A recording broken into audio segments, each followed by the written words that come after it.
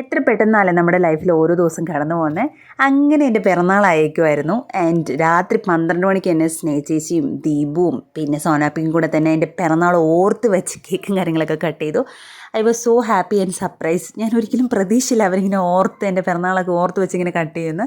അതിനുശേഷം പിറ്റേ ദിവസം ആയപ്പോഴത്തേനും രാവിലെ പള്ളിയിലൊക്കെ പോയിട്ടാണ് നമ്മുടെ ഡേ സ്റ്റാർട്ട് ചെയ്തിട്ടുണ്ടായിരുന്നത്. ഐസിയിലോട്ട് ചെന്നപ്പോഴത്തേനും ബർത്ത്ഡേക്കല്ലേ, അപ്പോൾ ലിറ്റി കയ്യിൽ വരച്ചു തരാമെന്ന് പറഞ്ഞിട്ട് എൻ്റെ പേര് തന്നെ എഴുതി വെച്ചിട്ടുണ്ടായിരുന്നു. അത് കണ്ടപ്പോഴത്തേക്കും പ്രേം ബ്രദറിന് എൻ്റെ കയ്യിൽ എന്തൊക്കെ എഴുതണം, അങ്ങനെ അവരെൻ്റെ പേരും കാര്യങ്ങളൊക്കെ എഴുതി സൈനൊക്കെ ഇട്ട് വെച്ചിട്ടുണ്ടായിരുന്നു. പിന്നെ ICU ടീമിൻ്റെ വക ഒരു കേക്ക് കട്ടിങ്ങും കാര്യങ്ങളൊക്കെ ഉണ്ടായിരുന്നു കേട്ടോ. Thank you so much. എൻ്റെ പിറന്നാളിൻ്റെ അന്ന് തന്നെ നിങ്ങൾ കേക്കൊക്കെ മുറിച്ചപ്പോൾ എനിക്ക് ഭയങ്കര സന്തോഷമായിരുന്നു. ഒട്ടും അൺഎക്സ്പെക്റ്റഡ് ആയിട്ടുള്ളൊരു കൂട്ടം ആൾക്കാരാണ് ഇവരുടെ എൻ്റെ ലൈഫിൽ. ഞാൻ പ്രതീക്ഷിക്കാത്തപ്പോഴാണ് ഇവിടെ ജോലിക്കൊക്കെ വരുന്നത്. ആൻഡ് ഇവരൊക്കെ ഭയങ്കര ക്ലോസ് ആയപ്പോഴത്തേനും it is so nice. Life go so smooth sometimes right.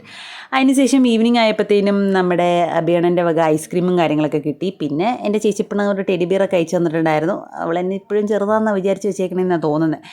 അങ്ങനെ എൻ്റെ ഡേ തീർന്നു കേട്ടോ. അപ്പോൾ thank you so much for your birthday wishes.